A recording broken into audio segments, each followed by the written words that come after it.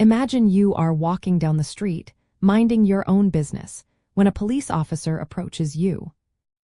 No, police generally cannot pat you down without your consent unless they have a reasonable suspicion that you are armed and dangerous, or if they are conducting a lawful search incident to an arrest.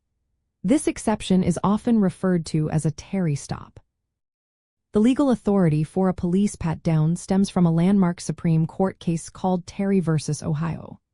This ruling established that an officer can conduct a limited pat-down search for weapons if they observe unusual conduct that leads them to reasonably conclude, in light of their experience, that criminal activity may be afoot, and that the person they are dealing with may be armed and presently dangerous. Without this reasonable suspicion, your consent is typically required for a pat-down. If an officer attempts to pat you down, you have the right to ask them if you are free to leave. If they say yes, you may politely walk away. If they say no, ask if you are being detained. If you are detained, you can state clearly and calmly that you do not consent to any searches. Remember to keep your hands visible and avoid any sudden movements.